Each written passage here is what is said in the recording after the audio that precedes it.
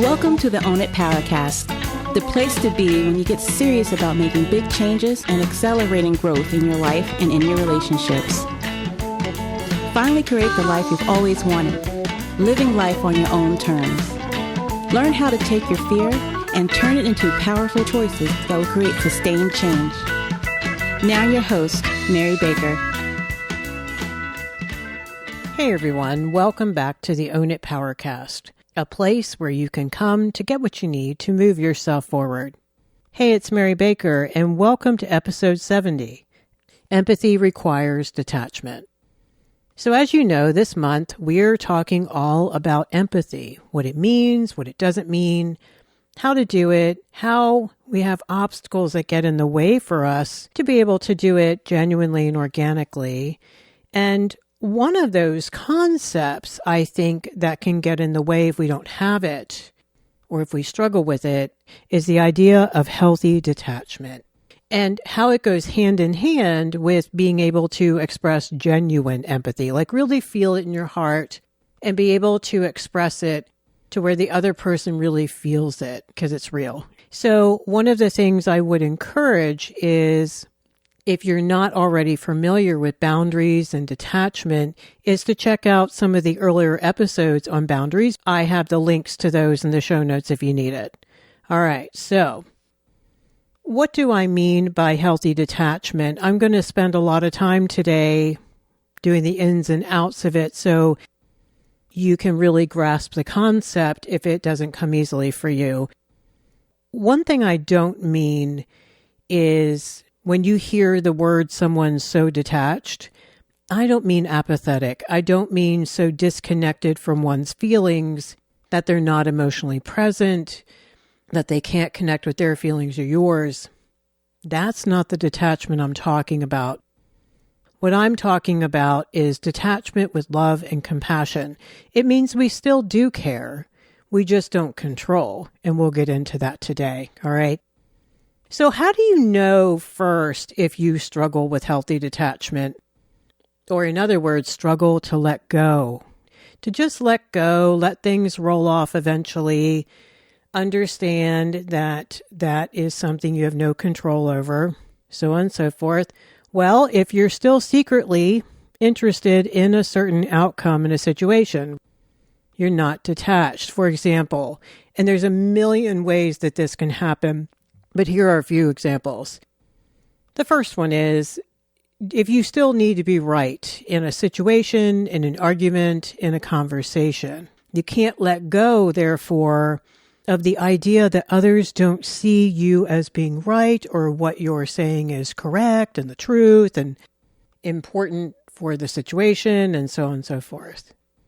Because we want them to see things the way we do, because there are meanings attached to that, and usually for us, pretty good reasons, right? If you want someone to be okay, maybe you want them to listen to you so they don't make poor judgments in their life that could hurt them, right? I mean, most of us don't have nefarious agendas around wanting people to think that we're right.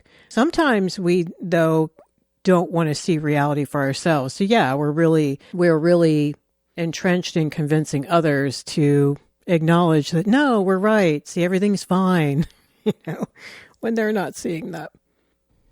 You want them to make good decisions. In other words, the people you love in your life and the people out there making decisions that influence your life. This could be at work. This could be in your community or the larger picture in your country, in the world, especially around really big issues that people are pretty passionate about. A few things that come to mind are like gun control, school shootings, the environment, workers' rights, the economy, things like that. If you struggle with letting go of the outcome, and the outcome, what I mean by that is any person, place, or thing or situation that is outside of your skin, right? All those nouns out there that we talk about all the time here on the podcast, that you have no control over, but you'd like to have some. And again, like we just talked about, understandably so, right? You want things to be okay. And you're afraid, here's the fear, right, driving all this, that if things turn out a certain way, it may not be good, and you may not be wrong. So situations, for things to turn out a certain way, we want other people to be safe and happy or successful. We want the same thing for ourselves. And here's the thing, like when it comes to your kids, this is where it gets tricky because you already feel responsible somehow, if you're a good, loving parent, for how they turn out, for the decisions they make, if they're safe, if they're loved, if they're happy, if they're successful. Do you see how it usually comes back to us and thus we make it about us? Yes, we want those things for them, but we're also making it about us. Because for some reason it's our job or we failed somehow, right? To bring them up correctly, to provide things that they needed. And so here's where that anxiety can drive that control. We can nag, we can bitch, we can moan, we can obsess about them. We can try to get in there and fix it and rescue them, bail them out of situations, things like that. All right, because we are so concerned about that outcome. Maybe there's medical situations or financial things that you want to turn out okay. Maybe you want to get that new job, that new house. Maybe you want the economy to be okay so you don't have to worry about your job. So there's a million outcomes that we can be concerned about on a given day. We are expressing our attachments to certain outcomes. So attachments is what this is all about, and detachment means I work on letting go of my attachments, of things I want to see a certain way and become more open to what is and what will be. All right. So from Chopra.com, they say true detachment allows for deep involvement, ironically, because of the lack of attachment to outcome. And they say the trick is behaving like an Oscar award-winning actor playing a role. Become fully emotionally immersed and recognize that you can step outside of the character and be objective. The emotions in that moment are just as real as your dreams, goals, and plans, but you can step outside of them if you need to. This ability to recognize that you can step outside and reflect, to detach who you are from a desired outcome, is what true detachment is. I love that definition. That ability to step back, look at the big picture, gather perspective, and have some objectivity is huge, especially if we want to express empathy for another person. And you'll see why as we go through this. How do you get to detachment? And why is it easier for some people than others? Well, what we talked about a moment ago is if you struggle with letting go of control. And we've talked about that in earlier episodes. Please check them out if you need a refresher. Usually this is because kids grow up in situations where awful things are happening and or they're very controlled by their parents. And so they struggle to have control over something. And even larger, I think, they have experience with not being able to just let go and trust grown-ups to be grown-ups, and for grown-ups to be confident and healthy and have good boundaries and make good decisions and be emotionally present and consistent and on and on. All that stuff we talk about here all the time. You have to know that it's going to be okay for you to let go and allow it to be okay. And if you grew up in situations, even emotionally, even if it was very nuanced, that you couldn't trust to just allow things to happen, especially if you've experienced any kind of physical, sexual, or emotional trauma, yeah, that's going to be hard. So that's one of the reasons why we may struggle to let go of the outcome. And if you struggle to not rescue and fix and all of that because of what I just mentioned, it's really hard to let go. Holding on is a false sense of security because we know control is an illusion. And we know that Buddhists believe that true suffering comes from having all these attachments to certain things and not being able to let go. So how do we get to detachment? There's a million different ways, but here are a few today that I think are helpful And the first one I call the whiteboard. My clients know that we call it the whiteboard in your head, or an actual whiteboard, or a piece of paper, however you want to do it. First, I want you to draw out or think about your secret flow chart that you don't want to admit of how you want things to go. Do the if then else program, right? Because if this happens, then that needs to happen. Because if not, what if it goes in the other direction in the flow chart? What are the ramifications? What do you see? What do you fear, right? And your fears may be rational or irrational or a blend of both, and it's okay. I just want you to come to terms with that for a moment. Think about a situation that is going on right now that you've got some anxiety about, that you have things riding on, that you hope everything will be okay. Map out the way you want it to go and because why, and what are the way or the other ways you are afraid it will go. And what does that mean? So get down to, what does this mean? And ultimately, if you keep digging, you're not going to be okay. Like, even if your child doesn't turn out right, that's about you, right? You won't be okay. In other words, our fear is, I won't be able to handle the reality. I won't be able to stomach it. That's the bottom line here. All right, so you've done that. You've come clean, okay? Then I want you to do the who owns what. All the characters in the story, maybe this is another whiteboard or it's another piece of paper, but there are columns and your name goes at the top of one and whoever else is involved. Let's say it's your kid. There's their column. So what's the situation? Who owns what? What I mean by owning is your thoughts, your feelings, your choices, and your behaviors.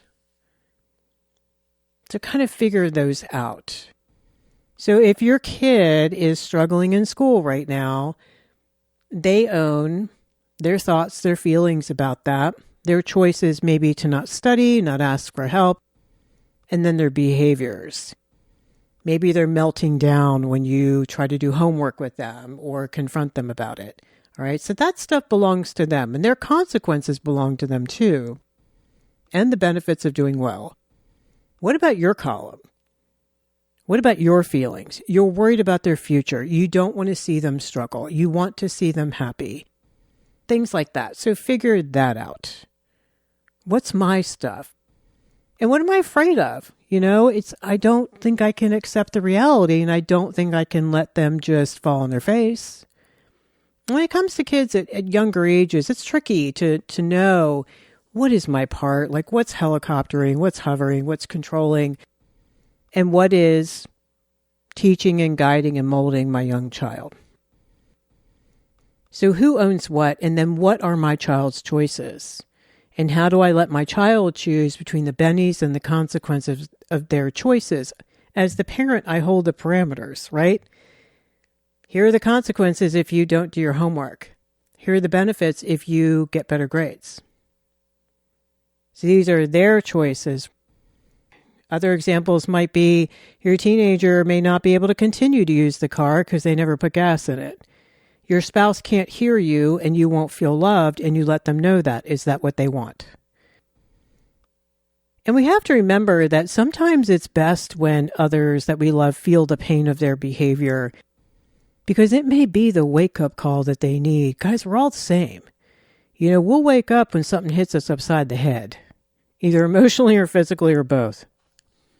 And if you're always rescuing people from having to have that happen, they don't need to look at reality. You keep rescuing them from the reality, and we're rescuing ourselves, right? So doing the who owns what. Looking at then, as you have these columns, what actual control do you have? Really? Besides looking at yourself? What control do you really have? Like, what could you really make happen here? Probably not a whole lot. What you can do is look at yourself. Maybe you owe them an apology or an amend, an explanation, but then focusing on letting the chips fall. If you've done everything you possibly can do on your end, but they're still screwing up, Then you got to let go. And then I want you to journal about what terrifies you when you imagine those possible outcomes. Remember the flow chart you just did. And here's where we come to the second part, the grief work. What no one wants to do. Allowing your feelings to come. Yes, the anger, when you first hit that wall of reality. The resistance, the big no. No, I don't want this. This is awful. Then underneath, the more vulnerable feelings like fear and sadness and devastation sometimes. As you sit with the truth, you may have been avoiding by trying to influence outcomes, right? That's why we do that. That's why we rescue. That's why we fix. That's why we get ourselves in the middle of things, because we are afraid we can't control, that we cannot handle the grief. So what does it really mean if they don't get it together, if we can't agree, if things don't turn out? How does that make you feel? Probably terrified and disappointed and sad and mad at yourself. Here are some pieces to what I call the working through. First of all, recognize you are truly powerless.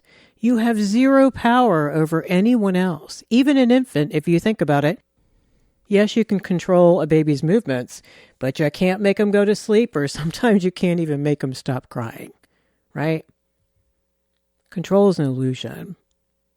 The next thing is own your part. Own your part. Even if your part means that you're just not wanting to look at things in the daylight. That's your part. That's your struggle. This is not a time to beat ourselves up. It's just a time to recognize with some, that's interesting kind of approach. Maybe your avoidance early on in the situation. You know, seeing what we want to see, especially in new relationships, is very common. Especially if you grew up with any manipulation in your life. You know, you're not going to want to see the red flags. And you were taught a long time ago to push them away and say, oh, it'll be fine. They'll change. It'll go away. It'll be better once I'm in here. Especially when people are blinded by love and hope. Kicking the can, right, on really doing anything about it. Not setting boundaries early on in relationships. That's a big one I see every week.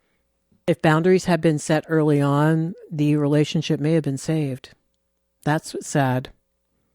So you're struggling maybe with others not agreeing with you, not being right, able to have any control. You don't run the universe last time I checked. Other people need to figure things out for themselves, regardless of what you think and feel about it. And that's where you sit in the feelings that you may not want to approach. Now, you may need some help around this, someone safe to sit with, maybe a therapist, maybe a support group, maybe a couple good, healthy friends. We need to feel safe in order to feel the feelings. But once we start letting go of control, the emotions usually come. And at first it might be a little scary, but trust me, the more that you allow yourself to feel those vulnerable feelings and express them to someone else who understands, to journal them out, to talk to a therapist about it, is really important. To sit in the truth, the real reality. Melody Beatty writes from melodybeatty.com, when we first become exposed to the concept of detachment, many of us find it objectionable and questionable. We may think that detaching means we don't care. We may believe that by controlling, worrying, and trying to force things to happen, we're showing how much we care.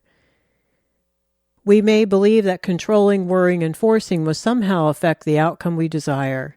Controlling, worrying, and forcing don't work.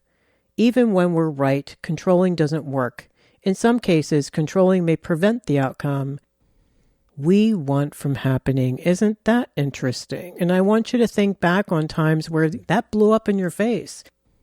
Probably more often than not. She says, as we practice the principle of detachment with the people in our life, we slowly begin to learn the truth. Detaching, preferably detaching with love, is a relationship behavior that works. We learn something else too, she says. Detachment, letting go of our need to control people, enhances all our relationships. It opens the door to the best possible outcome.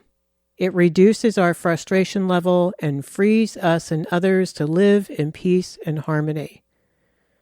Detachment means we care, she says, about ourselves and others. It frees us to make the best possible decisions. It enables us to set the boundaries we need to set with people. It allows us to have our feelings, to stop reacting and initiate a positive course of action. And it encourages others to do the same. Wow. Love how she says that. I so agree with her. Another thing we want to do after we have done the who owns what and admitting what we'd like to see happen and allowing ourselves to sit in some very difficult feelings is to then look at reframing the situation. It's called a positive reframe. I'm looking at things from a different angle. I'm not ignoring how I feel. I'm just looking at also too and both. Reframe it. Try to find some of the good things that could come out of this if you let go. Or maybe the reason or reasons that may be happening. And that depends on what you believe. What you believe is healthy, maybe spiritually what you believe. A lot of people feel that if they're spiritual, if they detach, they're getting out of the way and letting the universe or God or whatever they believe in to step in and take care of things. And so the idea is that we may not always know what is best, even though we think we do. We didn't get the memo, right? We don't have all the pieces. Maybe this is bigger than we realize. Maybe there are other things that are supposed to happen. Another thing that you can do is try to focus on what's most or more important. Remember from last week, focusing on the whole story, the whole picture, zoom out a little bit. You may not have perspective. And think about what's more important. Like if your kid is struggling and they're really pissed at you because you won't give them the answers to their homework, but you think, well, wait a minute. What's more important is that he learns to trust himself and that he learns to figure things out and feel good about that. If I take that from him, that's not going to help him. Not in the long term. In the short term, I can stop him from whining and I can get dinner done. What's the long term? What's more important right now? What's a higher value? My kid's self-esteem, taking personal responsibility in this moment might be higher value than him being really frustrated with me because I won't rescue him. And of me letting go. Because if I rescue, at least that's a known quantity, right? I know what I can do for him. But instead, I have to let go and trust that he'll do it for himself. So focusing on what is more important. That may take you a couple hours or a day or two to figure out, and that's okay. Also remember, we only see a snapshot like we talked about before. Just like in your own life, there might be a lot more context. Maybe there are real risks or fears holding them back, making it hard. Competing values, awful choices. Distorted beliefs your child might be having about their ability to learn. And I think, isn't it funny how we can get so upset with loved ones who can't see or accept their reality, right? When we ourselves can't let go or accept this about them. Pot and kettle, guys. Rescuing and fixing because we can't stomach the truth. Getting frustrated with other people and all focused on them because we don't want to accept the reality. Because remember, acceptance comes at the end of the grief process. Kicking and screaming to acceptance, allowing ourselves to feel vulnerable and helpless is not a favorite thing for us to do. To think of ways maybe that we failed early on in our relationships. To look at our own avoidance. To look at ways we have dropped the ball, didn't want to see reality before. And now we're all in and we have kids with this person and the stakes are high. Yep.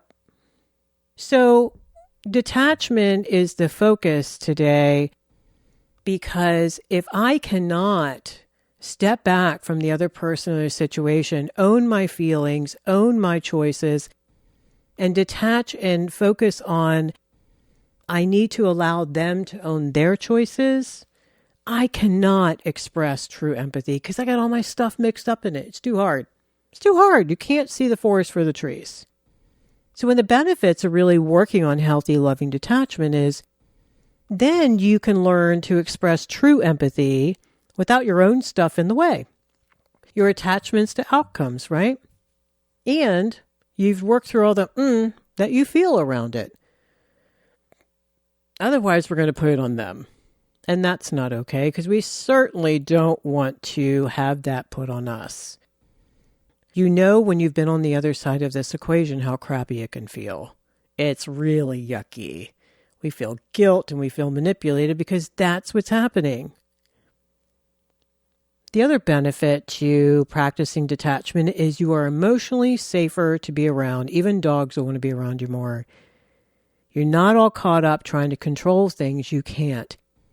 You're in touch with and sitting in your feelings. You're not acting them out anymore.